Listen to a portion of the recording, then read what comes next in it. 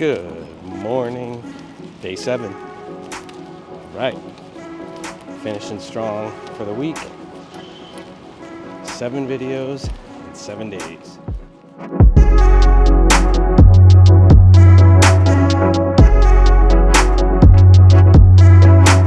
Welcome back to the vlog.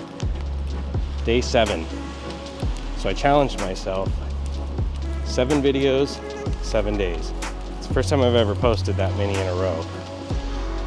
Haven't really looked at like analytics or cared about any of that. It was just a challenge to myself to do it. And it looks like I've got one loaded up. So going into that.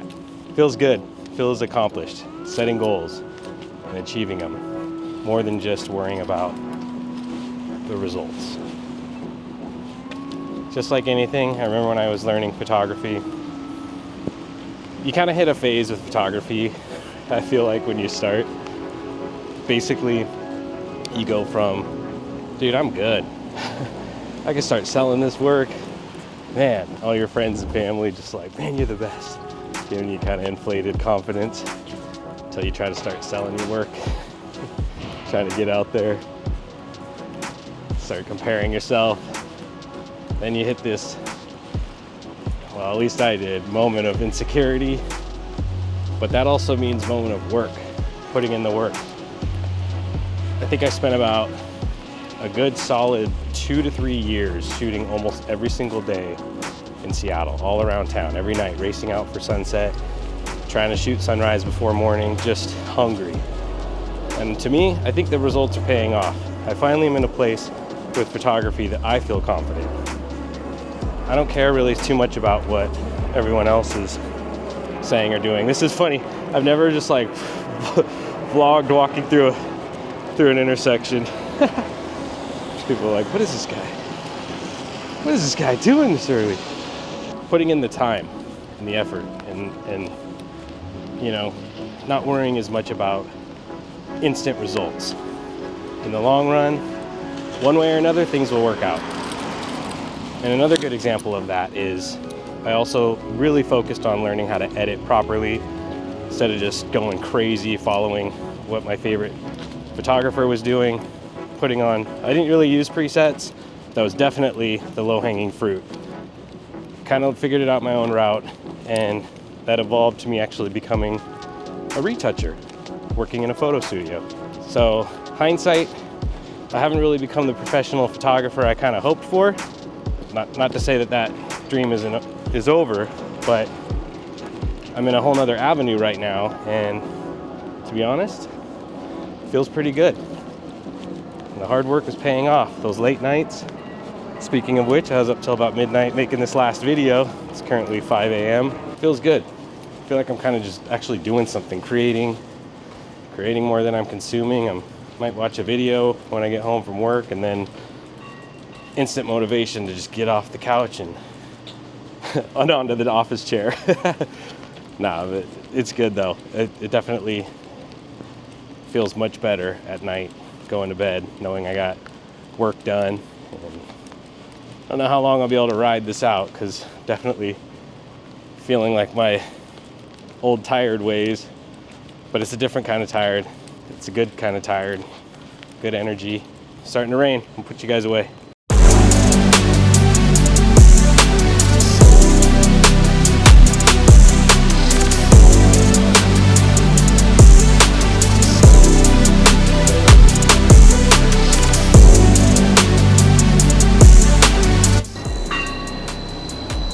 I'm not trying to come across like this is all about me. This is about me sharing the process to hopefully help you. Pretty sure, especially if you're new, been there. And I'm still in it. I don't think it ever goes away. You'll always kind of be in the fight. The fight for creativity, the fight for motivation. And I'm motivated this week, but try not to look at week by week. Just go day by day. Ride that. If you're motivated, ride that. That's what I'm doing right now. I know there's gonna be a rut, so I'm just building, working, learning efficiencies with editing, just really trying to get everything stacked. It's almost like a squirrel stashing those nuts for the winter. Because for me, especially for photography, that's my main focus. Summer is my winter. I pretty much hibernate. I'm not a huge fan of summer, but creativity, photography, no, I'm not a fan of summer. Been trying to learn how to manage that. I think shooting like city stuff for me helps. I like the deep shadows and finding a way to utilize kind of the harsh light. Stay focused. Stack your assets. That's what I'm doing. I'm stacking assets right now.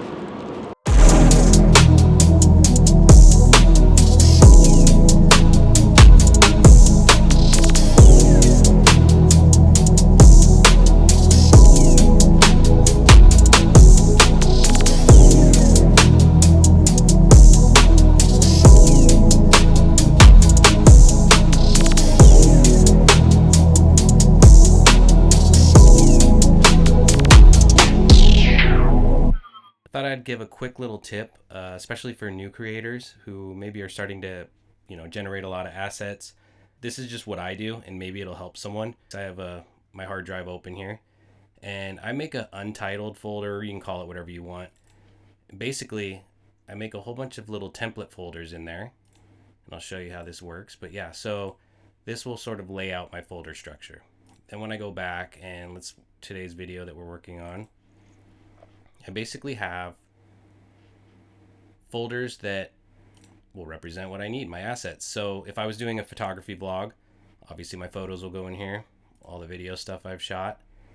And in progress, this is a key one. So especially for photography, I'll make a layered folder inside that subfolder. And when I have a project that I'm working on, I save either the PSD or a layered TIFF file to that, a Photoshop project. And that way, you have a safe place for it. And oftentimes I will make a flattened folder. And what that will do is, say I'm going to be running some prints, or I'm not quite finalized with my image. I'll place it in the flattened, and that just tells me it's kind of still in the works, but it's not a large file that is layered.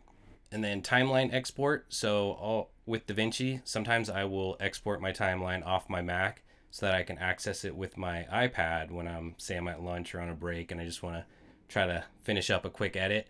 So that helps me stay mobile. So I'll put a timeline export. And what I like to do is I keep everything within the same folder.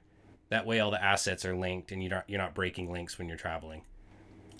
And then the final folder. So this is where I'll export, deliver the final image or the final video. I also have my video thumbnail folder. So I usually generate, 3 to 5 thumbnails and try to, figure out which one I want to use for that. Maybe switch them out later. And the other key is, after you've structured everything, I'll take that folder, simply move it to my favorites, and you've got it right here for quick access. That way throughout the project, if you just want to access something, maybe you didn't import all your files, or you're adding to the folder as you go with something, you can drop it here and it'll just kind of live right here. And once you're done with it, don't be scared. You can actually remove from the sidebar. And that's not deleting anything. That's just removing it from your favorites list. So hopefully that helps you guys out real quick with just a little tip. All right. Thanks for watching today's vlog. See you guys next time. Peace.